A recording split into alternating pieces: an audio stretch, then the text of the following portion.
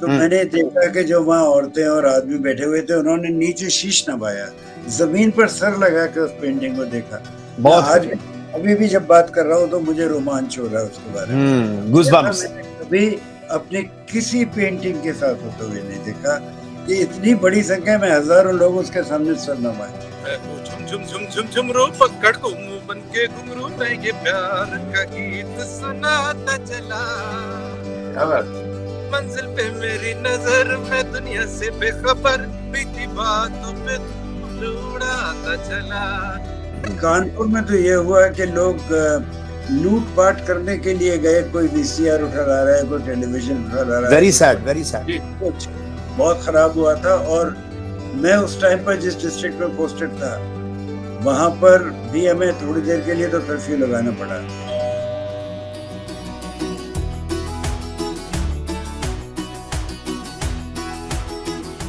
Welcome friends to Kyon Ghanti Bajee, and today we have a very interesting duo, the Lals, Aloke LaL and MaanasLaL. And Alok sir, you've been a IPS officer, and Manas, you're a distinguished writer, TEDx speaker, singer, a guitarist. यार कुछ छोड़ा है किसी के लिए आपने?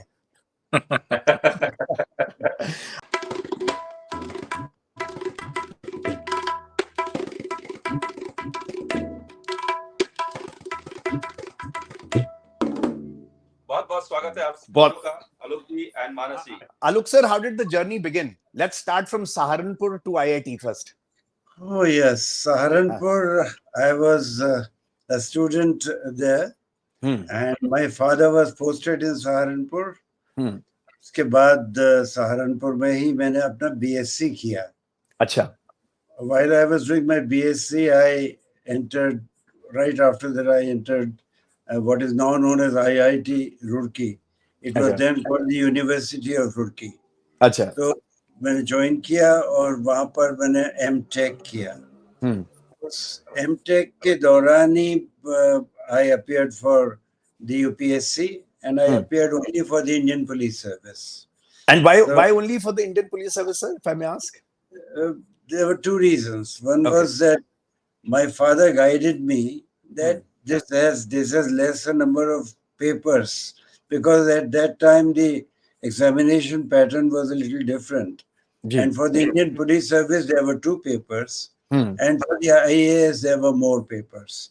So he said, you don't have time to prepare because you are just completing your MTech. And so it's a good idea that you take up a competition in which the number of subjects is lesser. तो उस चक्कर में 2 subject वाले IPS में मैं बैठा और उसमें मेरी बहुत अच्छी पोजीशन आ गई। यूपी में मेरी पहली पोजीशन थी। तो since I had appeared from UP, I got UP cadre. Correct. And so this is how my journey as an IPS officer began. So did you clear it in the first shot? जी हाँ। अच्छा, first shot में। जी। First attempt. जी।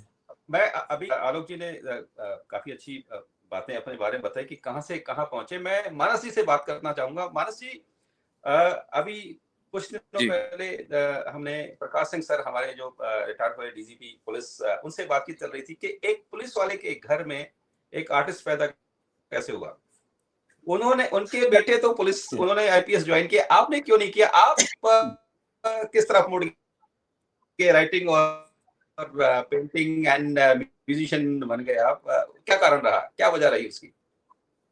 एक तो दिमाग थोड़ा खुराफाती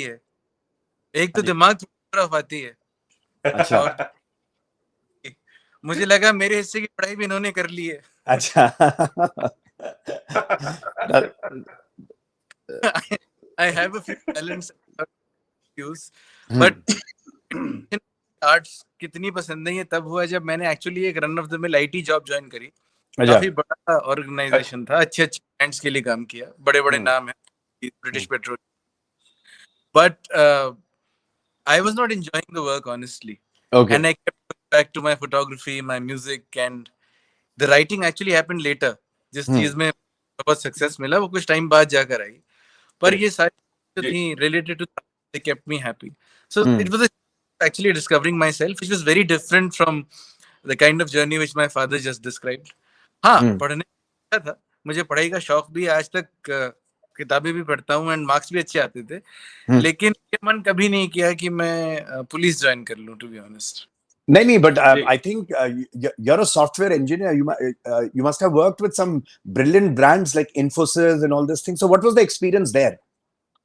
Just I'll not comment on the brands, but as Okay. far as software engineer is concerned, गलती सबसे हो जाती है। अच्छा।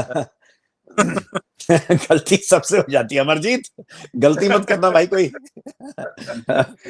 देखिए हमारे घर में भी, अब मेरे पिताजी पुलिस में थे, पर मैं म्यूजिशियन बना, तबला प्लेयर बना, तो कई बार सराउंडिंग आपकी होते हुए भी आप उस फील्ड से बाहर निकल जाते हैं। पता नहीं कैसे क्या होता है, वो हमारी डेस्टिनी तय करती है कि हमें कहाँ जाना है।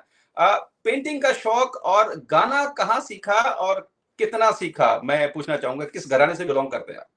जी, तो पेंटिंग तो शुरू हुई ऐसे that my father is a painter and I used to get very inspired by seeing him paint, particularly because बहुत मुश्किल चीज चल रही होती थी। आपने आपकी फैमिली, तो जब कोई बहुत मुश्किल सिनेरियो चल रहा है, मान लीजिए कोई रायट चल रहा है, तो ये जब घर वापस आते थे पेंटिंग, इनको इतना रिलैक्सेशन मिलता था, खुशी मिलती थी उस चीज से, पर्टिकुलर डिस्ट्रेस। तो मुझे लगा अच्छी चीज है, ये तो टेंशन दूर भगाती है, तो इनिशियल अट्रैक्शन। पर इनका स्टाइल रियलिज्म की तरफ ज्यादा था झुकाव। अच्छा। And primarily abstract work. Okay. Abstract काम फिर मुझे मजा आने लग गया धीमे धीमे। जी जी जी। एंड अभी सॉफ्टवेयर की बात करी आपने, तो in the case software engineering, I was able to marry my love for software with my art.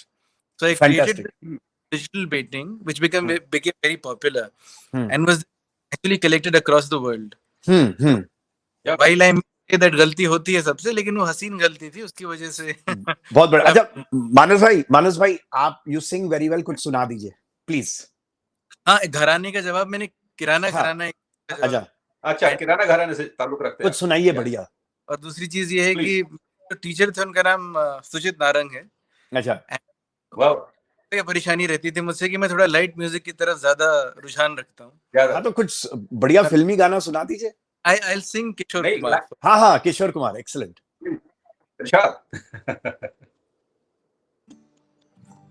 Unfortunately videos में ऐसे में, नो दैट्स फाइन, नहीं but it will come out well to go along, but वो sing नहीं हो पाता है video.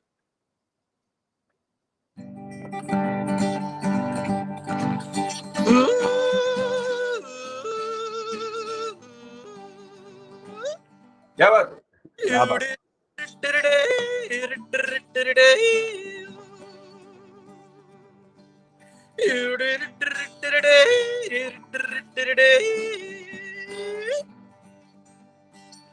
मैं वो झुम झुम झुम झुम झुम रो पकड़ को मुंह बन के घुंघरू, मैं ये प्यार का गीत सुनाता चला। क्या बात। मंजिल पे मेरी नजर, मैं दुनिया से बेखबर, बीती बातों पे धूल उड़ाता चला।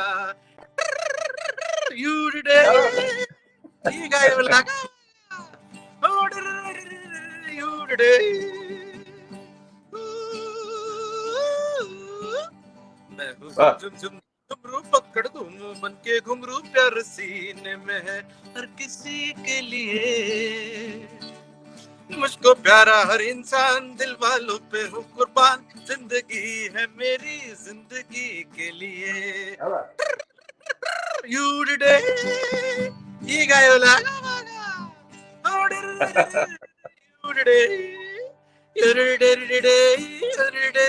कमाल है।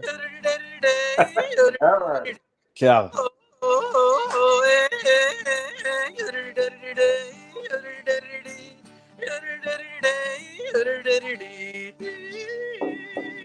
ब्यूटीफुल। मानस भाई, मानस भाई, मानस जी, ये सिर्फ आपका म्यूजिक नहीं है, ये आपको पिताजी से मिला है। अभी बात करते हुए आलोक जी से मैंने ये महसूस किया कि उनको भी म्यूजिक की अच्छी खासी नॉलेज है। जिस तरह से उन्होंने मेरा इंटरव्यू ले लिया कि कौन कौन सी ताल बजा सकते हैं भाई, 3 ताल, 1 ताल, झपताल, रूपक, दादरा, कह रहा। आलोक जी, आप अपने म्यूजिक के बारे में कुछ सुनाइए, इससे पहले कि हम आपकी बुक्स पर आए।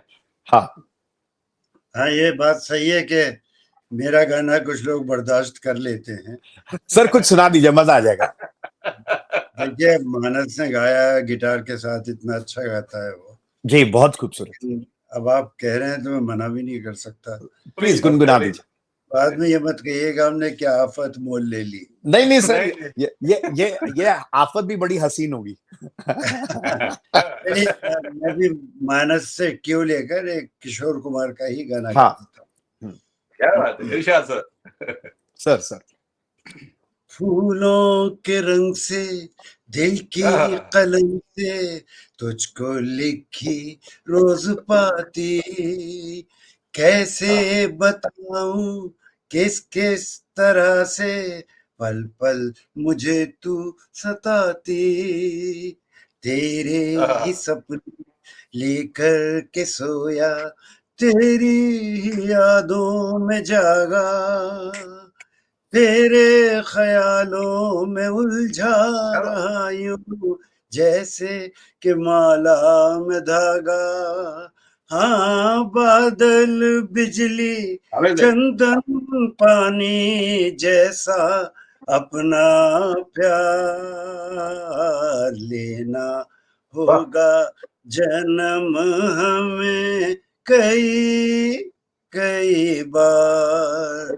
हाँ इतना मधुर इतना मधुर तेरा मेरा प्यार, लेना होगा जन्म हमें कई कई बार।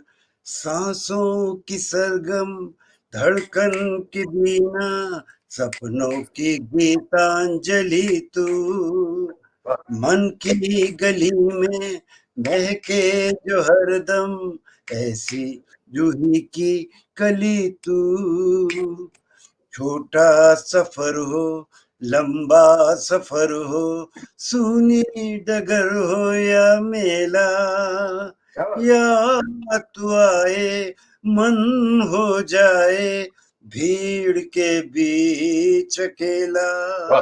हाँ बादल बिजली चंदन पानी जैसा अपना प्यार लेना होगा जन्म हमें कई कई बार, कई कई बार। बहुत बेहतर। आलोक सर टू गुड। मैंने मानस साहब को कहा था कि आपके चरण कहाँ हैं, जब मैं आपको मिलूंगा तो चरण पूछूंगा ना, मैं गिर जाऊंगा आके। पहले मेरा तो नहीं प्लीज गिरिएगा मत प्लीज। मेरा तो इतना दिल कर रहा था मतलब आप, मैं कैसे रोकूं अपने हाथों को कि मैं उठा के तबला आपके सीधा इसमें घुस जाता स्टूडियो में। क्या तो कुछ तबले से हो जाए कुछ। हाँ अमरजीत प्लीज किशोर कुमार का कुछ करो। नहीं मैं तो तबले की ताली बजा सकता हूँ। तबले में मैं आपको नहीं आप ख्याल बजा दीजिए। मैं बनारस घराने को बिलोंग करता हूँ, पर पंजाब की एक चीज सुनाता हूँ आपको, उसको अंताक्षरी छंद कहते हैं। जैसे हम अंताक्षरी एक वर्ड पे छोड़ते हैं, उसके बाद दूसरा कोई वहां से उठाता है, तो it's a small composition, it's called antakshari छंद। इट्स कद्धा किट तक धगत धान धगत टिकट धन, कद्धा किट तक तकिट धान धगत टिकट धन, धन धन धा टिकट धगत टिकट घे, घेत्रान धगत टिकट कत कत्ते टिकट टिकतान धा दिना तेटे कत्ता का दिरगड़ तिरगड़ा दिरगड़ तिरगड़ा दिरगड़ तिरगड़ा। सो क्या बात है। धान धगत धान टिकट धगत घे, घेत्रान धगत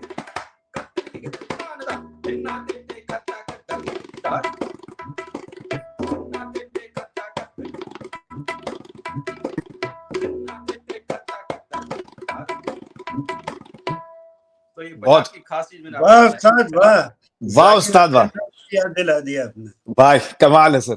A compliment coming from you. You guys are so multi-talented and multifaceted, sir. Welcome back. अच्छा सर, ये बताएं कि now let's start with.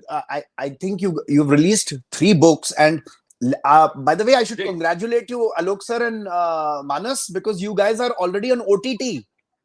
Yes, that's right. आप लोग OTT पे आगे. OTT is on the trail of thugs and thieves. OTT. ये नया नाम इसका आपने रख दिया, वाह वाह। OTT. I hope that it actually goes to an OTT, this one also. क्यों मानस, ठीक बात है ना भाई? It's OTT.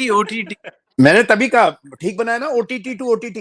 हाँ इतना somebody तो take yes, तो अपना Alok sir, what made you and Manas write this book on the trail of thugs and thieves? And I believe this is the critics and the audiences have responded very positively. I'm sure the critics must have criticized it, and the audience must they must have liked it. So tell us a little bit more about the background, sir. Well, this is a collection of 8 short stories. And why short stories? Because we have been writing the long format books, the novel books. Correct. And so when we were discussing, Manas and I and my wife Madhu, the three of us discussed old stories which are associated with my police career. जी तो जी उसमें बार बार ऐसी stories आती थी जिनका sufficient material for writing a full-fledged book नहीं था. जी So we thought, why not write short stories of all these other events, and then maybe later we can publish a collection. So this might actually be the first of a collection that has come up, and more may follow. So this is how this book has come up. Fantastic sir. Sir जो Booker अपने Booker prize के जो nominee है Elon सीली ने basically ये कहा है कि ये वुमन सेंट्रिक किताब है. ये क्या जानबूझ के किया गया या इत्तेफाक है या क्या है इसमें मामला? मानस साहब बताएंगे. मानस साहब, इस कॉन्टेक्स्ट में मुझे लगता है that the intention was actually not to write a woman centric book. The intention was an honest book. Okay. The fact that people are saying it has a feminist lens is a very big compliment for us, because it has gone across like that to not just Alan Seeley but also women. A lot of women readers have said they can connect with the book, and they like the women characters have been given a lot of respect in the book. Out there in several stories they play major roles in working out the crimes or rising to the circumstances they were in. No doubt about the fact that this has turned out to be a woman centric book, but not by design.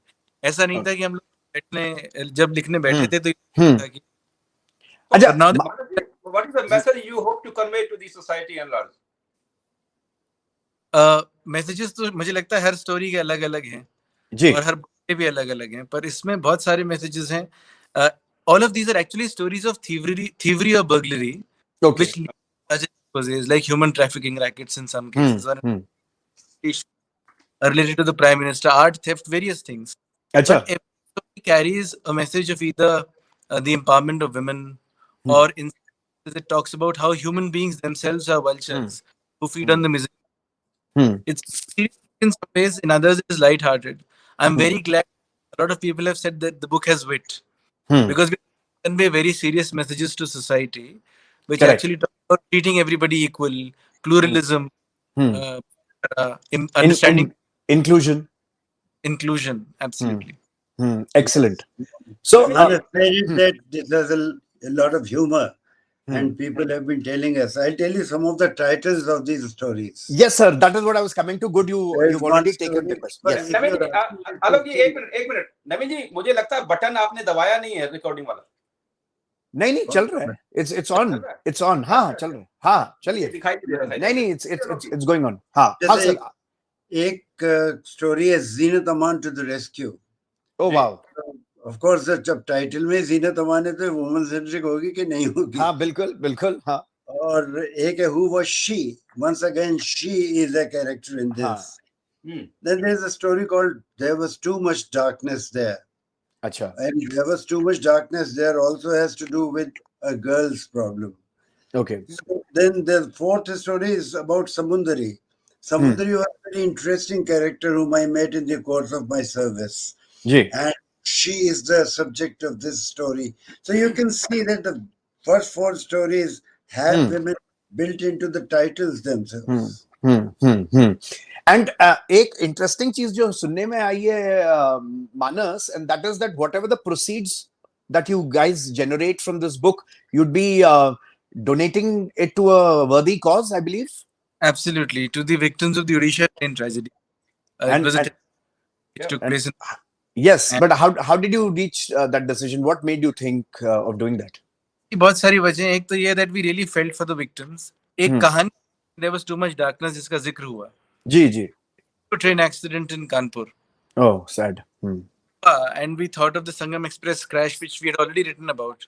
Hmm. We thought might as well not take the money from the story and give it back to people who need it after suffering an event like that. उसके अलावा एक ये factor है कि कभी ये नहीं सोचा था कि राइटिंग से पैसा कमा पाएंगे. I'll be very honest with you. When we अच्छा. started originally, तो शौक के तौर पे लिखना शुरू किया. पर रेपुटेशन होने लग गया किताबें इतनी बिकने, Barabanki became a bestseller, then Birthday did very well. हाँ, अभी आते हैं उस पे, अभी आ रहे हैं उस पे. We are getting some writing. So we thought we might as well, use it for some good cause this time, because it's not like we really need this right now, but maybe somebody else who's in distress, and it was obvious that your victims have Odisha train tragedy ke their lives have been turned upside down and a terrible time. तो मिलकर हमने सोचा इतना थोड़ा सा तो हम कर ही सकते हैं. Very good, very real noble cause. आलोक, ये आपकी दूसरी जो किताब थी, बुक थी, मर्डर इन द बायलेन, उसमें को ऑथर हैं आप दोनों ही. तो आप जरा ये बताने का प्लीज हमें कष्ट कीजिए कि वो आइडिया जो था वो पहले आपके दिमाग में आया या इनके दिमाग में आया, या दोनों मिलके उसको कैसे आगे बढ़ाया, क्या उसके पीछे क्या रीजन था, उसके बारे में. अमरजीत, जैसा मैं पहले बता रहा था जी, हम लोग बैठ के डिस्कस करती है कौन सी स्टोरीज लिखी जा सकती हैं. जी. उसकी वजह ये है कि मेरी जीवन संगिनी जो है करीब उसी टाइम पर आ गई मेरे पास जब मेरी सर्विस शुरू हुई. अच्छा. तो perhaps you might be aware कि पुलिस वाले का जो फैमिली लाइफ है वो बहुत डिस्टर्ब रहती है, क्योंकि वो घर पे वापस ही नहीं आता कभी. जब घर पे वापस नहीं आता तो जाहिर है घर पे ये सवाल उठता है कि कर क्या रहा है. That's a good one. And the answers are there for the stories that keep us busy. Correct. So she was aware of these stories. So she has also got certain details which are there in her mind and which have not left her. Correct. She must be myself dealing with the problems of the finer details might have escaped me.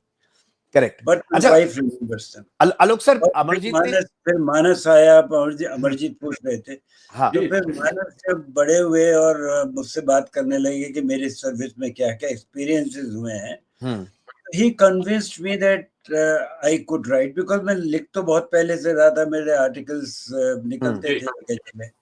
So he thought that I had the capacity to write, but he thought that I should write books. And I said, who will publish my book? कौन publish करेगा? So that is what he assured me, that you write a book and I will see to it that a publisher comes. Sir, and it was his confidence, possibly, which led to a huge publisher like Hachette coming for the first book. Yes. And once you begin with a publisher of that stature, then the others will follow suit. तो ये हुआ. बहुत अच्छा. मैं ये बोलना चाह रहा हूँ, मानस, यू हैव चीटेड यार. बॉस, आपने तो चीटिंग कर ली. आपको तो रेडीमेड वो फर्रे और नोट सर ने दे दिए. नहीं बिल्कुल अवेलेबल है तो. But I'm here to agent Sohail. He so helped me along the journey. मैं actually poetry की किताब publish करने जा रहा था सबसे पहले. अच्छा. I sent him a poetry. I was the first one to be approached for my writing by an agent, and I told him कि ये poetry किताब इस publisher तो मिल जाएगा, लेकिन if you start with non-fiction, which is selling right now, correct, and doing well, if you have a story to go there first, get a good publisher. If you have a name in the publishing industry, then you'll get a much better publisher for your poetry also. Correct. I went source of non-fiction, which is my father. Ready-made. It's but not 2-minute Maggie. It takes years to compile. Yes. Manas, tell our viewers a bit about the murder in the Bylanes. What was it all about? What is the background, Manas? The background is actually the demolition of the Babri Masjid. That was a very scary time. Yes, very scary for the whole country. And in Kanpur, where the book is set. So Kanpur, in 93, when my father, Mr. Aloke LaL, was posted there, my co-author, Aloke LaL, he saw कितनी मुश्किल चल रही थी उस time पे, because riots होके चुके थे जिसमें हजारों लोग मरे थे. Unofficial अगर figures हजारों लोग, official figures were somewhere around 250.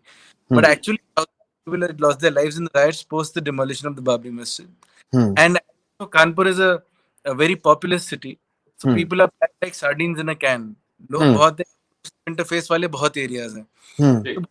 तो समय था for the entire country, and to manage that city, which was literally on the boil, was extremely difficult.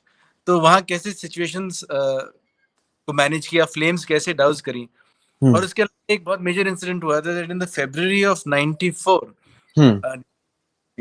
this prominent politician called Kala Bacha, also known as Munna Sonkar, but nobody knows him as Kala Bacha even now. Interesting piece I was reading recently by a well-known editor, Siddharth Vadrajan. He called Kala Bacha the weather vane of Indian politics, because even now that incident has a huge role to play in how politics is shaped in the cow belt. What happened basically? What happened? I mean, how did he? He was killed in a bomb blast. Yes. And at that time he was a member of the BJP. Okay. So सारी conspiracy theory शुरू हुई. Everybody, BJP said it's a revenge angle because some other political parties wanted to take revenge. There was an angle which was later discovered by the police. There were a lot of things going on, and there was a burial of facts by every party. And what originally जो leanings थी काला बच्चा की वो किसी और party की थी, बाद में इन्होंने किया था. So in his death became a pawn to exploit for everybody. तो एक वो ऐसा इंसान जिसको while he was alive, he implied importance, but after he died, he became to the extent that Atalji visited Kanpur at that time. जब वो मरे, and he wanted to go to the site and grieve with the family. वहाँ पर एक बहुत interesting chapter है जिसमें वो आते हैं, and then what follows, I think. So I had one question to add to this. Are the characters who were involved with all these things, are they still in touch with you? Some of them are. Actually, when I was writing this book with Manas, so Manas's idea was to do enough research so that we do not miss out anything. So what I did was to go back to my friends in Kanpur, go back to people I know in Kanpur who would be in a position to supply all the facts to me. And fortunately, my department, that is police department, has been very, very helpful. Correct. So whatever information I needed from, let's say, the police of Kanpur or from the CID, we have a long discussion about the investigation carried out by the CID, the Criminal Investigation Department of UP government. So my colleagues there also helped me. So gathering all this information was possible only because my contacts are in touch with me and I am in touch with them on the other hand. So what is sure.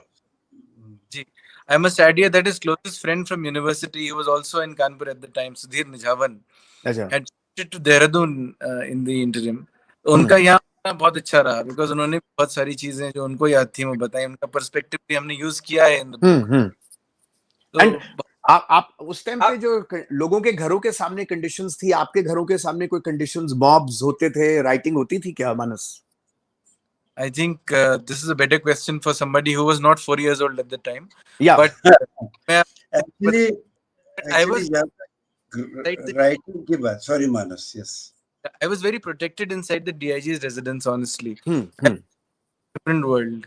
And Shandar residence site abuts the river Ganga. And it has a lot of greenery. समझ में नहीं आता as a kid उस time पर कि बाहर जो चल रहा है उसकी क्या gravity है. जब वक्त तो बहुत ही खराब था. People were dying on there was writing. It was impossible. Kanpur was in a very bad shape, and I think the cops should take over here. Yeah. So Alok sir, what was your strategy to douse these flames of the fire? How did you manage all this stuff, sir? Fundamentally, I wanted to be honest in the sense of handling the situation. I didn't want to take any sides. I looked at the facts as they were. And I didn't try to favor any particular faith. And I was not scared of what the politicians will say because I have never been scared of them. So I could take actions which I thought were right in the given situation. Correct. One was this. The other was my sources of information were always informal, not the usual mukhbir jaise police wale. मैं अपने आप ही create करता था मेरे personal contacts के basis पे। अभी आप किताब के बारे में पूछ रहे थे कि अभी आपके लोग टच में हैं कि नहीं है। हाँ जी, हाँ जी।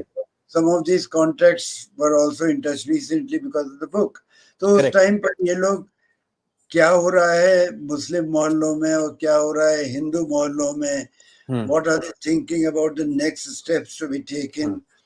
दूसरी चीज ये हुई कि वहां पर पुलिस का कुछ इलाकों में इकबाल चलता नहीं था, वहां पर बदमाशों की इतनी चलती थी कि पुलिस उन एरियाज में एंटर भी नहीं करती थी। तो what I did was that I myself went into those areas with policemen।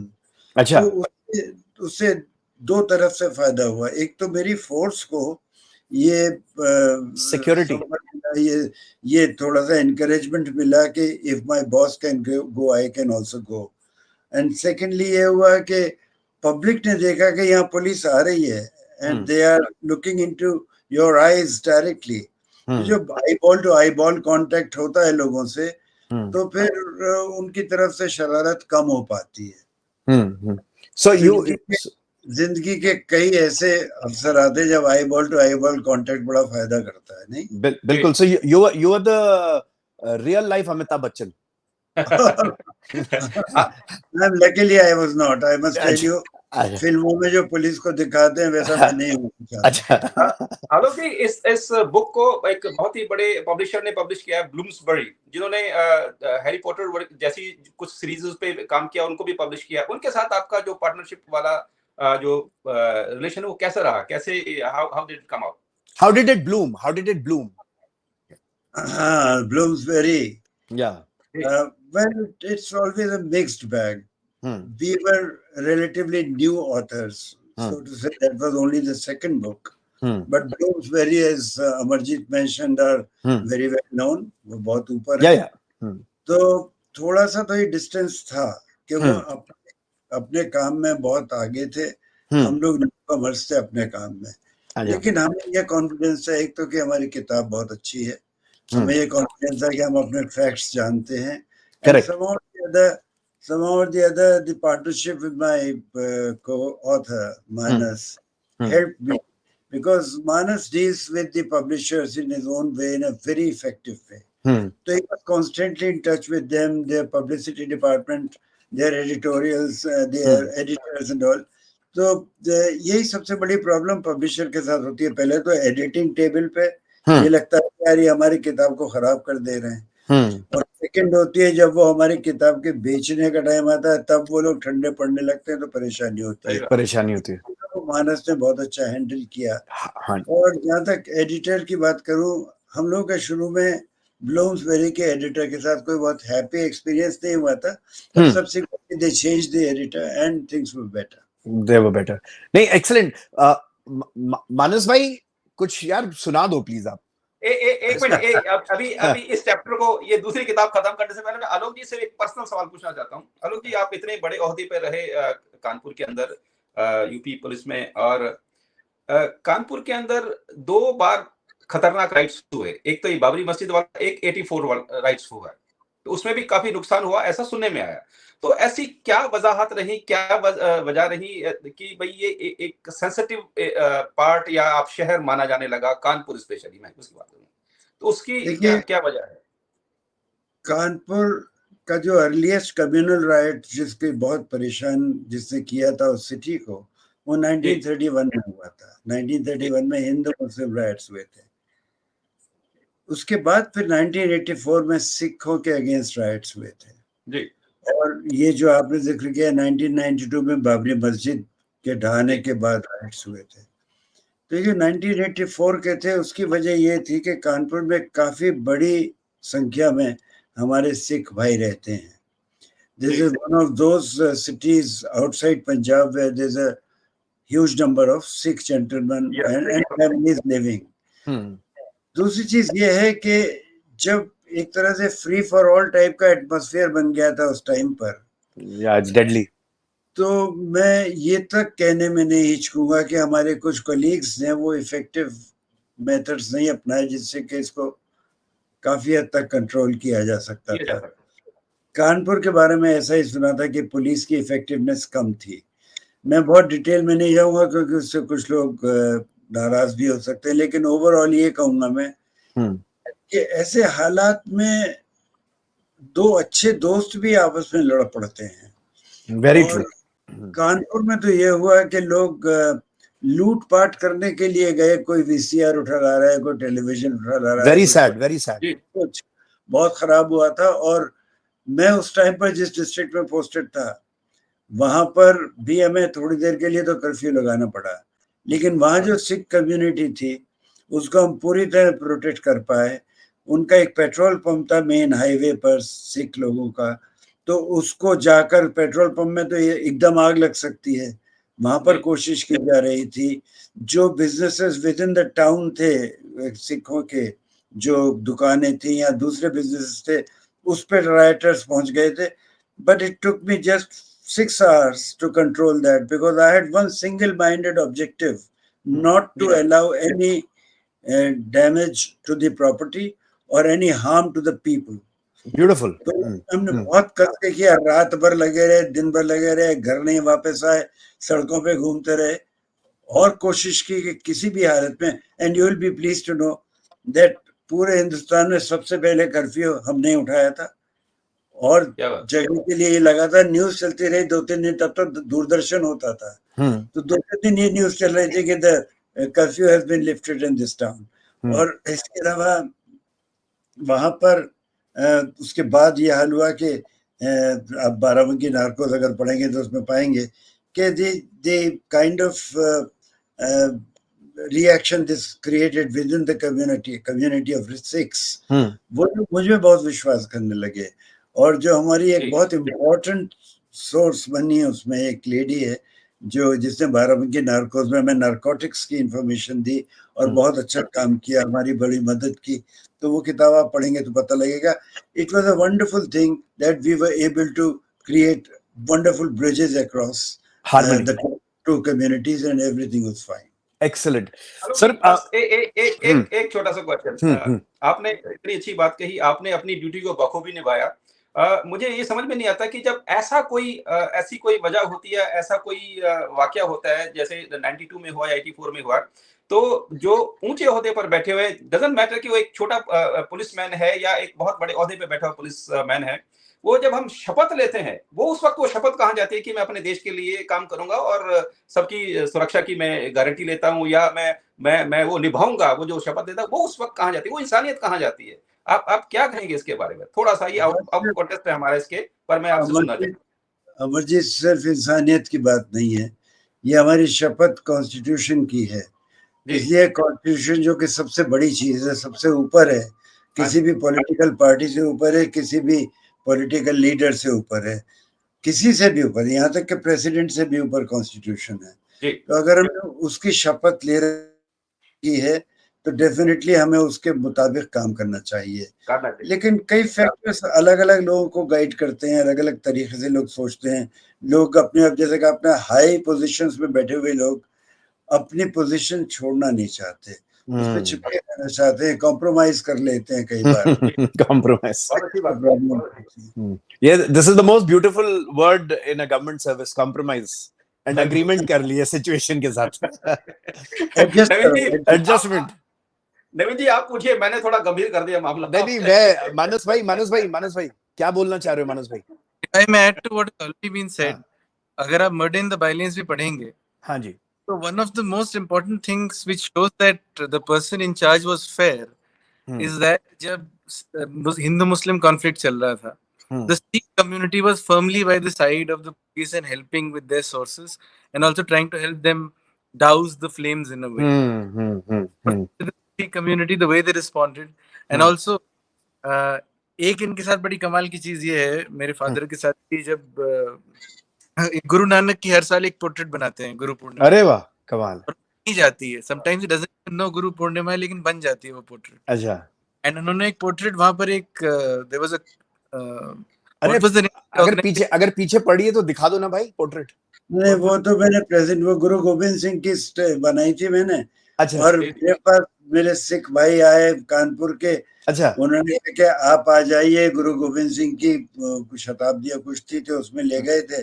अच्छा। वहां जाके वो मैंने पेंटिंग उनको प्रेजेंट कर दी वहां पर। मैंने सोचा मैं भी कुछ ले जाऊं अपने साथ। बहुत बढ़िया। तो मैंने वो पेंटिंग, वहाँ हजारों लोग चारों तरफ से, वहाँ एक मोती झील है कानपुर में, तो उसमें कम से कम 5-6-10 हजार लोग रहे होंगे। कुछ पर्व था उसके, शायद गुरु गोविंद सिंह जी का प्रकाश पर्व था। तो उसमें उन्होंने वो जब सबको दिखाई, तो मैंने देखा कि जो वहाँ औरतें और आदमी बैठे हुए थे, उन्होंने नीचे शीश नवाया, जमीन पर सर लगा के उस पेंटिंग को देखा। मैं आज भी, अभी भी जब बात कर रहा हूँ तो मुझे रोमांच हो रहा है उसके बारे में। गूज़बम्प्स। मैंने कभी अपने किसी पेंटिंग के साथ होते हुए नहीं देखा कि इतनी बड़ी संख्या में हजारों लोग उसके सामने सर नवाए। तो पता नहीं क्यों होता है हर साल, जैसा मानस कह रहा था कि मैं एक आध पेंटिंग किसी गुरु की बनाता हूँ। Yes Manas, please continue. हाँ, at the same time, he was extremely helpful even in the Bylanes, the book. If you read guys, action taken in '84, that actually kept helping him throughout his career because he had endured in a way the people who were tortured in the '84 riots. अगर आप just action लेते हैं, you get rewards for it, very rich rewards, and they make in terms of career, जिसकी हम अभी बात कर रहे थे। लेकिन जो फ्रेंडशिप के मामले में और जो एक जेन्युइन बॉन्ड्स और रिस्पेक्ट के मामले में आपकी एक सोसाइटी में रीच बनती है, उसका कोई as a police officer and as an individual, I think that really helps you.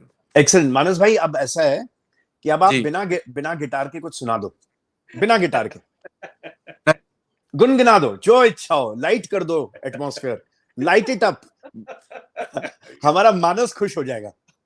अंत है मानस, अंत मानस, बिल्कुल internalisation. Let me think. I was almost instinctively reaching for the guitar और फिर हमने कहा बिना गिटार। उसका रीजन है because on this audio thing ना, it will echo so much कि वो मजा, then and you have such a beautiful voice, वो बर्बाद हो जाएगा। मैं बस स्केल ले लेता हूँ जरा गिटार पे, बाकी मैं हाँ।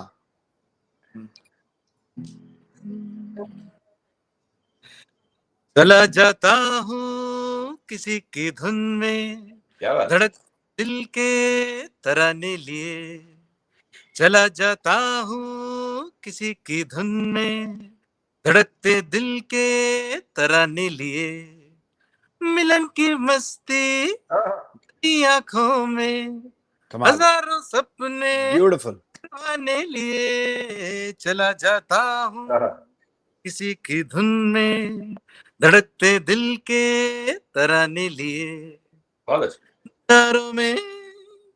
बहारों में नचालू, तो ऐसा लागे मेरी कसम वो नैनों में, भरे घूंघट खोले खड़ी है मेरे आगे रे, शर्म से बोझल झुकी पलकों में, जवा रातों के फसाने लिए, चला जाता हूँ किसी धुन में, धड़कते दिल के तराने लिए। कमाल है यार। अजब जब मेरे करीब आएगी कसम, कभी भैया चुरा लेगी, कभी हंस के गले से लग जाएगी, हर मेरी बातों में वो सच्चे झूठे बहाने लिए, चला जाता हूँ किसी रखते दिल के तराने लिए।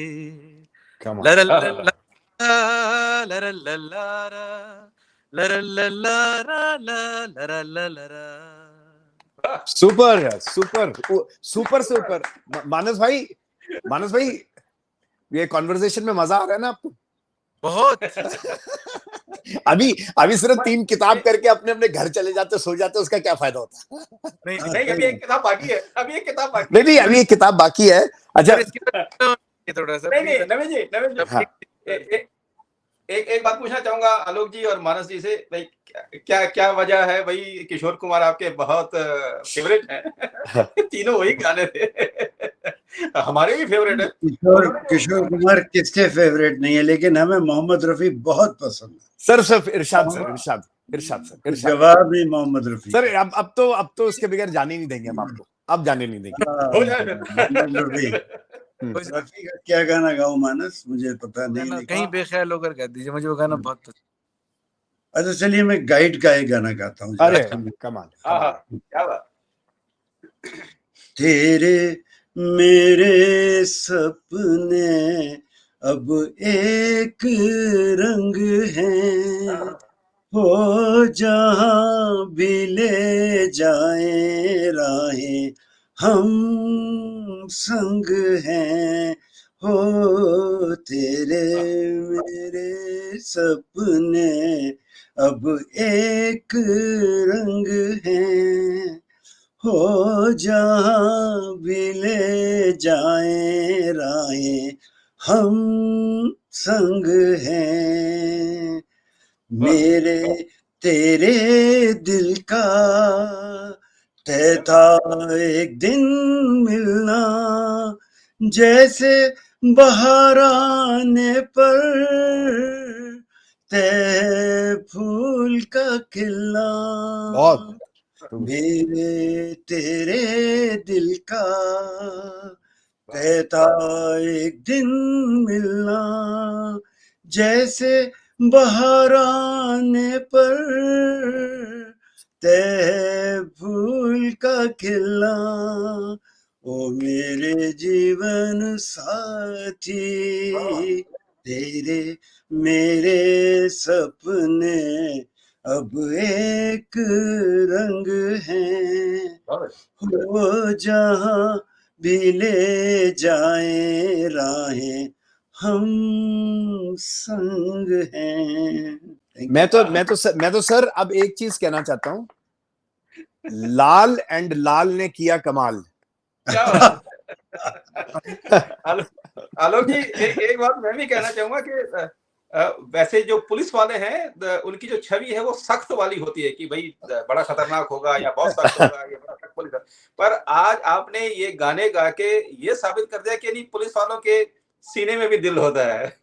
देखिए, जिस पुलिस वाले के सीने में दिल नहीं होता वो अच्छा पुलिस वाला हो ही नहीं सकता। बहुत खूब। मैं इस बात में यकीन करता हूँ कि सेंसिटिव होना बहुत जरूरी है हर इंसान के लिए, और पुलिस वाले के लिए तो उससे भी ज्यादा सेंसिटिव होना चाहिए। बहुत बेहतर। Therefore, a police wala should enjoy music, should enjoy poetry, should enjoy literature, should enjoy emotions, should enjoy human relationships, और उसके दिल में किसी भी तकलीफ पाते हुए इंसान की तकलीफ उसके दिल में होनी चाहिए। बिल्कुल बिल्कुल। अच्छा आलोक सर, इन योर जर्नी, अभी इस सेगमेंट के बाद आपके थर्ड बुक पे आएंगे। I think Manas got cut off. He's coming back. That's fine. We can speak. That's not a big deal. So Alok sir, who have been some of your very close friends since childhood, in university or in school, whom you still you have good memories about? Childhood में तो जो friends से धीरे धीरे बिसर जाते हैं, भूल जाते हैं, but you of course know Kamaljeet, the great actor. Yes sir. He's brilliant.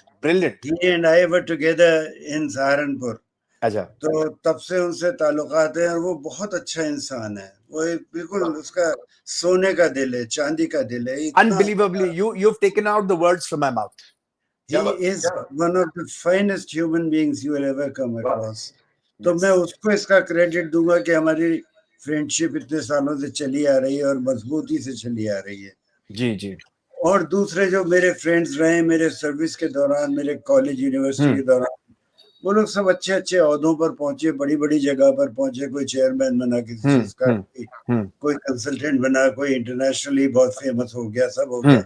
लेकिन इन सब में मैं, चूंकि ये लोग मेरे फ्रेंड्स बने रहे, तो इनकी जो इंसानियत के जो गुण थे वो बने रहे इनके, उनकी वजह से हम लोग फ्रेंड्स भी बने रहे। Correct. I must say, I have been very lucky. I have been very fortunate that I have had friends who have stayed with me in my good days and bad days, in my ups and downs. They have always been by my side, and they have been at my back to help me in situations which were tricky, which were sticky. मैं तो कहूँगा कि I have been very lucky. Manas bhai, now let's shoot something about the Barabanki Narcos. The Barabanki Narcos is actually a solo book written by Aloke LaL, but Yes. what I can say is it is the book I believed in the most, because जब मुझे सारे इनके career के किस्से पता चले तो मैंने ये सोचा कि ये एक ऐसा किस्सा है, because it is about the largest opium bust in the history of India.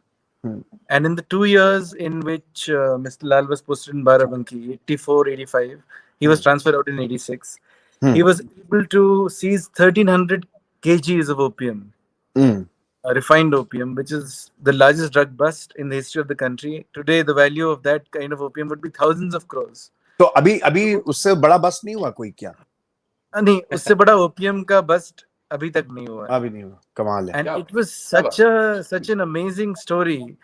The way the addicts were turned into informers. The way victims became helpful to the police, or the way the lives of victims were turned around. How everything happened, the protagonist, the antagonist, everything was so perfect for a book. That वो जब मैंने कहानी सुनी तो मुझे लगा कि वो किताब होनी चाहिए, and वो हुई भी. जी. अच्छा, Alok sir, you got you used to keep getting some threatening calls in the night, और कुछ आपको कोई रिश्वत भी देने की कोशिश करी गई? आपको थ्रेटनिंग कॉल्स तो खैर पुलिस की लाइफ में आते रहते हैं. That is part of the life of a policeman. और शायद रिश्वत के कॉल्स भी रिश्वत की लाइफ होते हैं. हाँ. लेकिन ये मेरा जो एक्सपीरियंस है इस वाले का, ये 1985 की बात है जी. 85 में यू कैन अंडरस्टैंड 6 लाख रुपया बहुत होता था. अच्छा, 6 लाख सर घर लेके आया था या सिर्फ फोन पे? The first offer was for 6 lakhs on a phone call. वाह जी, कमाल है. मैं एक्चुअली इस कॉल का बहुत इंतजार कर रहा था. अच्छा. इसलिए नहीं कि मुझे पैसे की जरूरत थी या मैं उससे पैसा लेता. मुझे इंतजार इसलिए था कि मैं एक्शन बहुत ले रहा था माफिया के खिलाफ. अच्छा. I was expecting that somebody will approach me अच्छा. with this kind of thing, maybe an influence from some political leader or some boss telling me कि भाई रुक जाओ यार बहुत हो गया, or else one of these people coming to me with some kind of an offer. So this offer was made to me one night when I was sleeping. I received this call in midnight. So obviously it was good for me, good to the ears, music, not because there was big money involved, but because it showed to me and confirmed to me that the action that we are taking has sent a message. Sufficient shock waves. बिना shock waves के लोग हिलते नहीं हैं. अच्छा खासा हिलाया उनको. और जब तक हम वहां से चले तब तक हमने करीब वहां पर इनका ट्रेड जो है इलिसिट ट्रेड ऑफ ओपियम खत्म करा दिया था. और अभी भी जब रिसर्च के सिलसिले में हम लोग गए तो तकरीबन 35 साल बाद जब वहां पहुंचे हैं तो आज भी लोग हमसे ये तारीफ कर रहे थे कि उसके बाद से ये मामला रुका पड़ा है. छोटा मोटा कोई कर लेता है तो कर लेता है, लेकिन बड़े स्केल पे कोई नहीं कर पा रहा.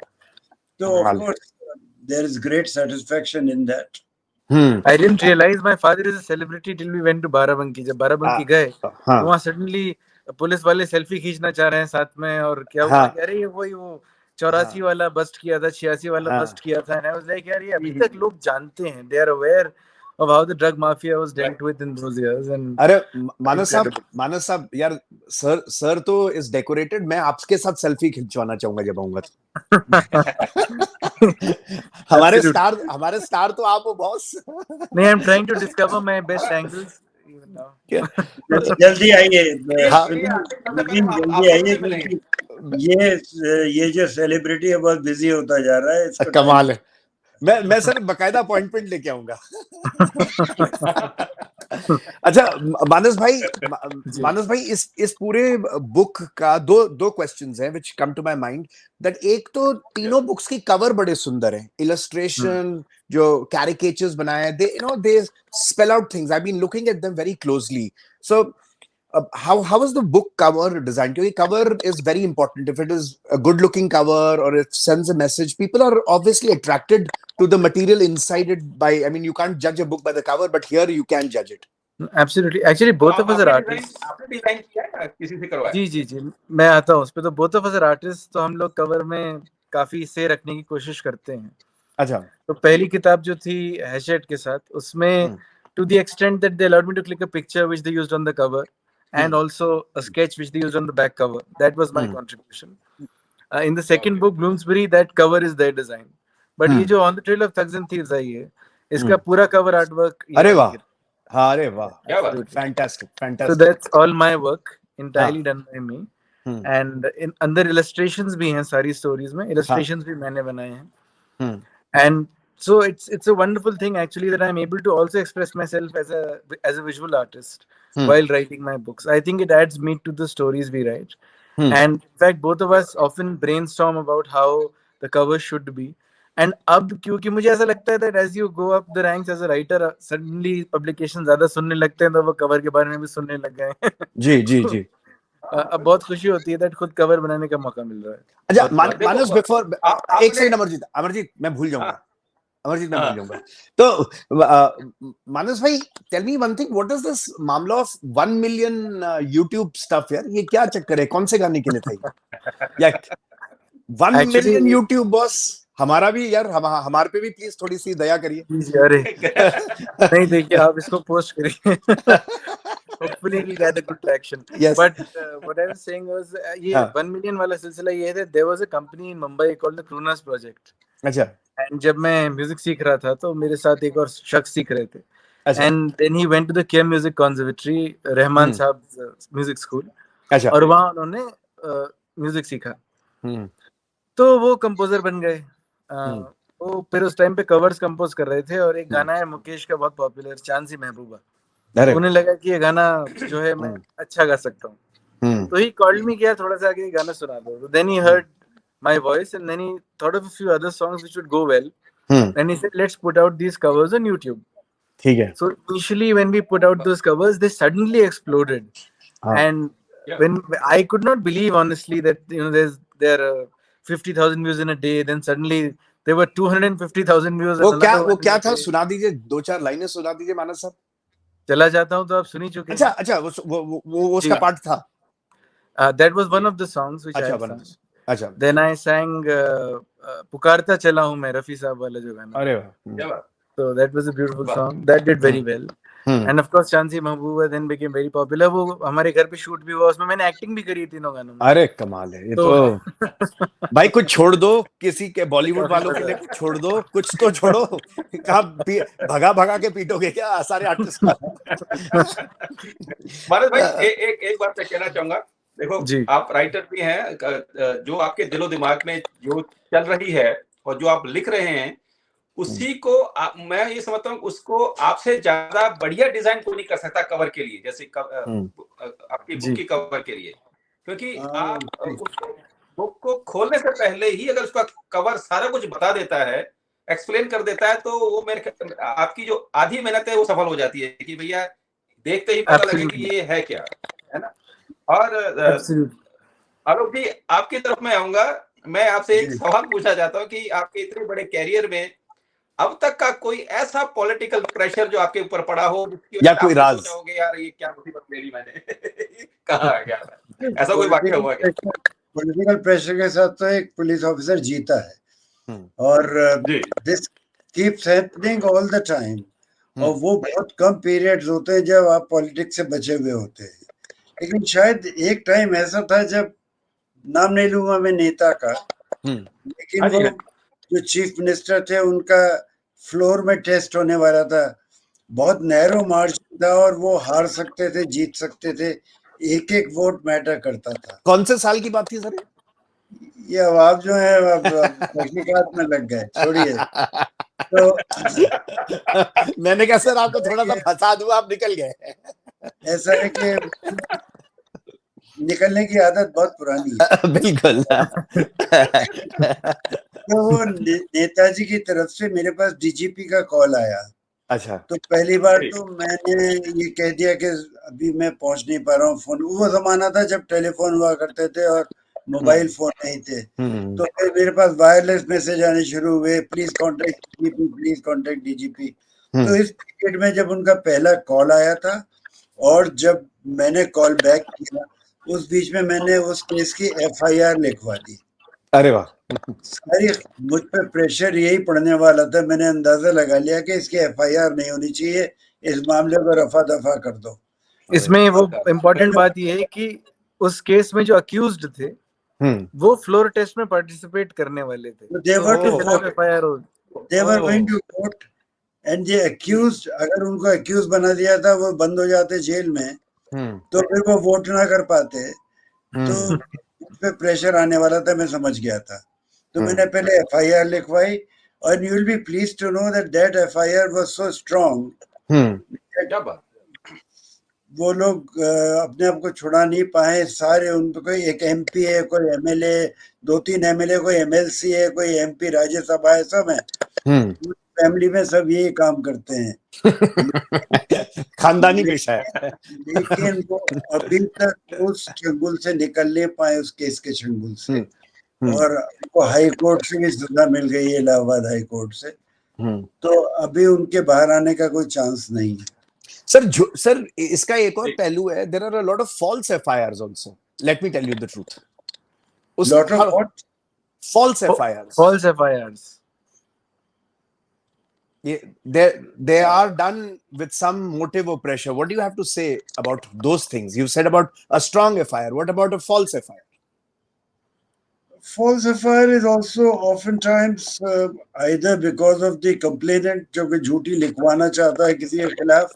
दूसरा ये होता है कि कुछ लोगों के खिलाफ depending on who is ruling, ruling parties अपने पोजीशन का मिसयूज करके कुछ लोगों को फंसाना चाहती हैं।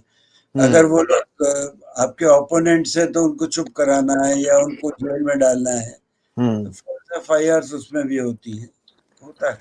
Excellent, excellent. I think personal vendetta is actually a very common thing. नवीन जी एक मिनट। आलोक जी, मेरा एक सवाल अभी 2-3 दिन पहले मेरे एक दिमाग में एक सवाल फंसा। मैं आपसे ज्यादा बेहतर उसको कोई एक्सप्लेन नहीं कर पाएगा। नवीन जी वकील साहब हैं, वो भी इस बात को मैं पूछ नहीं पाया, मैं आपसे पहले पूछ लेता हूँ, शायद वो भी कुछ कंट्रीब्यूट कर दें इसमें। कि जब हम कोई कुछ गड़बड़ होती है और FIR लिखाने जाते हैं, चाहे वो पॉकेट मारी है, खून खराबा है, किसी को मारना है, पीटना है, कुछ भी है, जो FIR लिखी जाती है वो लिखी जाती है एक सिपाही के द्वारा। वो पुलिस ऑफिसर नहीं होता, एक सिपाही के द्वारा वो लिखी जाती है रोज नामचे में कि भाई इसने ये किया। तो वो जो धाराएं हैं वो तय कौन करता है बाद में? एक पुलिस वाला तो लिखेगा कि ये मारपीट में क्या, वही धाराएं लिख देता है कि ये मारपीट का केस है, इसकी ये धारा है, इसने जान ले ली इसकी ये धारा है, या इसने पॉकेट मारी की इसकी ये धारा है, और उसके आधार पे डिसीजन दिया जाता है। तो वो कैसे होता है? मतलब मेरा कहने का मतलब कि एक सिपाही की जो नॉलेज है वो वहां तक सीमित है, वो उस चीज को नहीं देख पाता कि इसके बाद वो जो पुलिस जो ऑफिसर SHO है या IG है या एक लॉयर है या जो जज है जो तय करेगा, वो कैसे लिखेगा, वो उस बात को कैसे एक्सप्लेन करेगा? उसके आधार पे वो सारा कुछ होता है। अमरजीत, आपने सवाल बहुत अच्छा पूछा और मैं इस बारे में एक क्लैरिफिकेशन देना चाहता हूँ जी। जो पुलिस स्टेशन पर हेड क्लर्क का काम करते हैं वो हेड कांस्टेबल रैंक के ऑफिशियल होते हैं। लॉ में उनको ऑफिसर ही माना जाता है और लॉ में पुलिस कांस्टेबल को भी ऑफिसर ही माना जाता है। तो इस बात को समझ लीजिए कि आप उनको कब नहीं आ सकते। According to law they are also officers. पहली बात तो ये है। दूसरी बात ये इम्पोर्टेंट है कि उनका इतना अनुभव हो जाता है FIR लिखते लिखते कि वो पूरी बात जानते हैं, समझते हैं, लॉ की बहुत अच्छी जानकारी रखते हैं। और मैं तो यहाँ तक कहूँगा कि बहुत से IPS ऑफिसर्स प्रॉपर सेक्शंस नहीं बता पाते हैं कि किस केस में क्या लगने चाहिए, लेकिन ये जो हेड कांस्टेबल्स हैं, because of their experience and day to day dealing with this situation, they know exactly how and why they should be writing a particular section. तो ये अंडरस्टैंडिंग है कि उनको। और एक हमारे बॉस हुआ करते थे, उनका नाम था BS बेदी, बलबीर सिंह बेदी।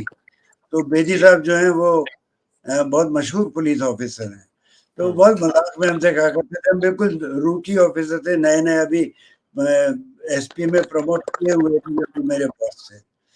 तो वो हमसे कहा करते थे कि आप चाहे कुछ कर लीजिए, आप एक दिन डीजीपी बन जाएंगे, लेकिन जो प्राइम मिनिस्टर जवाब देता है या होम मिनिस्टर जवाब देता है पार्लियामेंट में, वो लिखता तो हमारा हेड कांस्टेबल ही है। वाह, ये बहुत बड़ी सच्चाई है। Beautiful. Information government of India, government of the state मांगती है, तो it goes down to the police station, and at the police station the person who drafts the reply is more often than not that head constable. तो मैं तो ये कहूँगा कि वो हेड कांस्टेबल जबरदस्त होता है, उसकी तो जितनी तारीफ की जाए कम है। Brilliant. So summing up our conversation, we've had a fantastic time with both the Lals, and both the Lals have done the Kamals. And we have had a fantastic time with the two of you. It's been yes, absolutely wonderful. thank you. So much. It's really unusual to have somebody playing a tabla while we are talking. तो yes, ये बड़ा नया अनुभव है। ये अमर sir, आलोक sir, ये अमरजीत जी मेरे गुरु हैं। मैं इनका बेसिकली आई एम ये गुरु है मेरे, मैं तो इनके शिष्य हूँ, बच्चा हूँ इनका। तो इन्होंने जाते जाते एक सवाल आलोक जी से, बड़ा प्यार हो गया आलोक जी से मुझे। आपने काफी मुतासिर किया। आलोक जी, एक सवाल पूछना चाहूंगा। एक तो आप बता चुके हैं कि जब आपने वो पेंटिंग बनाई थी और हजारों लोगों ने उसको नमन किया और आपको बहुत अच्छा लगा, उसके अलावा कोई ऐसा वाकया आपके इस पुलिसिंग टाइम के दौरान काम करते हुए जो आपके दिल को छू गया हो और आप बताना चाहें हम सबको? बहुत सारे वाकये ऐसे होते हैं दिल को छू जाते हैं, और उनमें से एक इस किताब में कहानी में भी है कि जब वो ट्रेन ट्रेजेडी हुई थी, जिसमें 32 लोगों की डेथ हुई थी, 32 at the same time lying dead, किसी का हाथ कट के दूर चला गया है, किसी का पैर कट के दूर चला गया है, कोई माँ मरी पड़ी है, बच्चा बिल्कुल छोटा सा बिलख रहा है पास में, चीजें भूल नहीं पाते हैं। तो उसी दौरान एक छोटी सी लड़की मुझसे आकर मिली, और क्यों उसे मुझ में कॉन्फिडेंस हुआ, उसने मेरी कमीज पकड़ के अपनी तरफ ध्यान आकृष्ट किया। मैंने पूछा क्या बात है, तब उसने कहा मेरी माँ सो रही है, उठ नहीं रही है, आप मदद कीजिए। She was just about 4-5 years old. तो एक छोटी सी बच्ची ने जब वो मुझसे कहा तो मैं समझ गया कि the mother is no more and the child expects that she will get up. These are which I cannot forget. कमाल है। Anyway, so we've had a great experience. Thank you guys for coming on our show. Alok sir, thank you very much. Manas bhai, thank you very much. And all the best. Thank you so much for inviting us. And hope your books सारे 1 million का आंकड़ा तोड़ जाए। And आपका ये video भी I hope 1 million बिल्कुल। And all the best for your upcoming ventures, जो भी बुक्स लिखेंगे या जो आपका म्यूजिक एल्बम आएगा, उसके लिए हमारी दोनों भाइयों की तरफ से, हमारी टीम की तरफ से आपको बहुत बहुत शुभकामनाएं। और Thank you Navin, thank you Amarjeet, thank you sir, thank you so much.